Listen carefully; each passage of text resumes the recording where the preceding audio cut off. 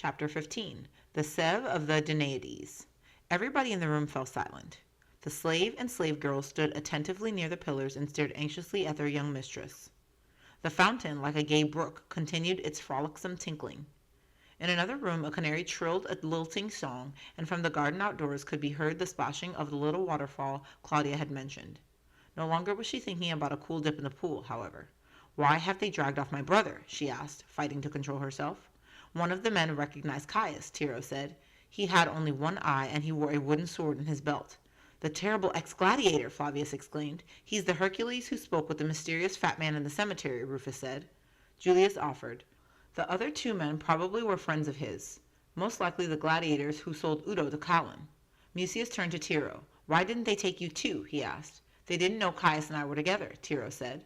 "They attacked us in the Via Sacra, a short way from the prefix Manilius's villa. I happened to have stopped a minute. Caius went on ahead and was waiting for me on the entrance stairs. I was kneeling down to tie one of my sandal thongs that had come undone when I heard somebody shout, 'You rascal! Where have you hidden the slave Udo?' I saw 3 men grab Caius and drag him away. I ran to them and threw myself between them, but it was as if I had run against the walls of Jericho. One man hit me over the head with a sandbag, another punched me in the nose, and the one with one eye hurled me out into the street, where I lay half conscious a long time.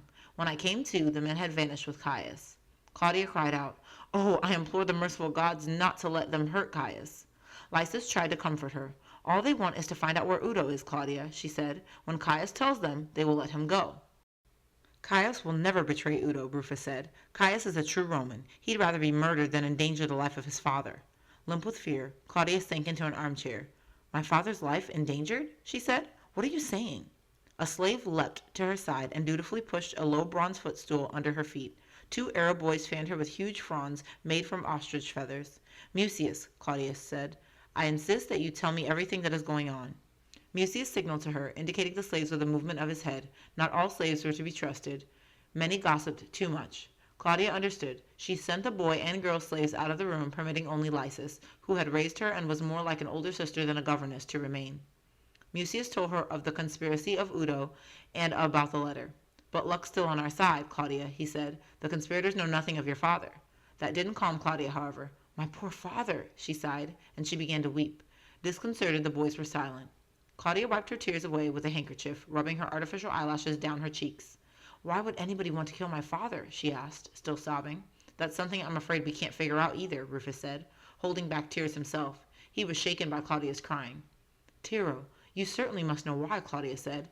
"No, I don't know, mistress," Tiro said. "It must involve a high secret of state, or our master would have confided it to me. I think he does have some pressing worries, though, because for some time now he has been unusually reserved, as though he were weighed down by a heavy burden." "But what happens to my brother if he refuses to speak?" Claudia said. Flavius tried to console her. "You mustn't immediately assume the worst," he said. "Caius will give his sacred oath that he doesn't know where Udo is. He'll swear that Udo ran away." "I would tell them simply that Udo fell into the Tiber," Antonio said brightly. "No, I would say that he was transformed by a witch into a toad." "There are so many toads, and how would the conspirators know which was the right one?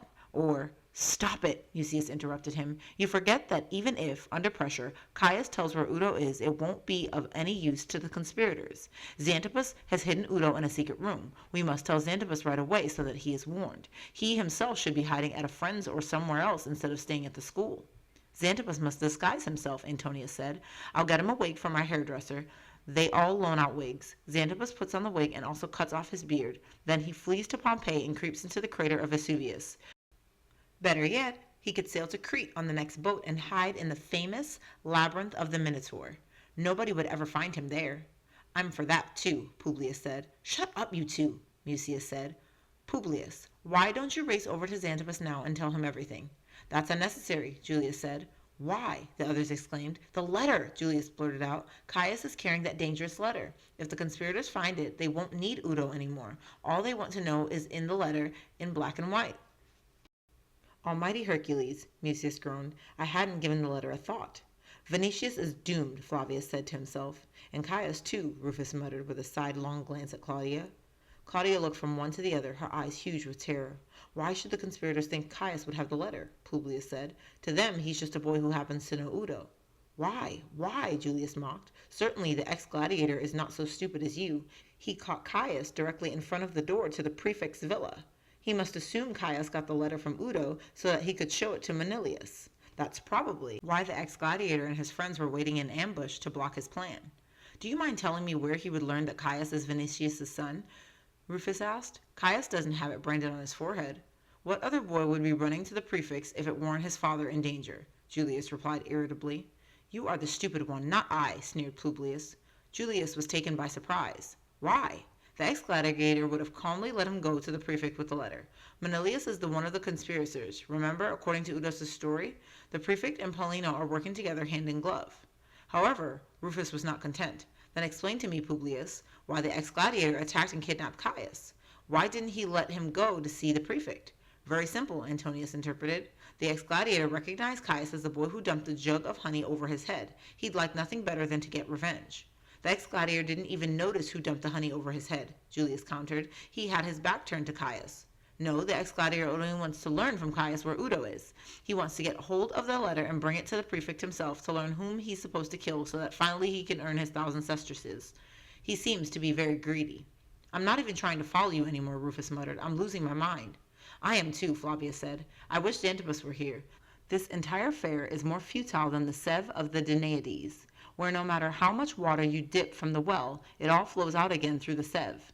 Claudia, Tyro, and Lysis listened to the complicated arguments of Caius's friends with mounting wonder. The boys still were unable to agree. The holes are not in the sieve. The holes are in your heads, Mucius asserted defiantly. Why do you say that? Julius asked.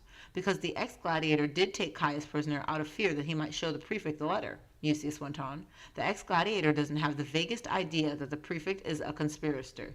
Udo saw the two fellows at the cemetery, don't you remember? He told us the ex-gladiator asked the mysterious fat man who disguised his voice, Who are you anyway? And who are your other chums?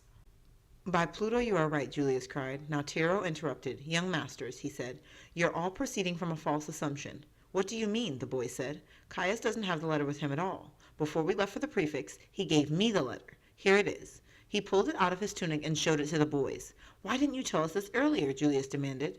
Young master, Tiro said, has anybody ever hit you over the head with a sandbag? No, Julius had honestly to admit. I'm only coming back to my senses slowly, and it just occurred to me that I have the letter. I must ask you to forgive me. If Caius doesn't have the letter, it may not look so bad for him after all, Rufus said, rejoicing. Not at the moment, Tiro said, but unfortunately, tomorrow or the day after, Paulino will be arriving from Germania. It's well known that he's on his way to Rome. Paulino is the one who marked our master out as his target. As luck would have it, he also knows Caius. Claudia threw her hand to her mouth. Oh no, she cried. He'll have Caius murdered so that he can't warn our father. Helpless, the others fell silent. We must free Caius from that monster's claws before Paulino arrives, Rufus said at last with fierce determination. That's sweet of you, Rufus, Claudius said. She smiled at him in gratitude.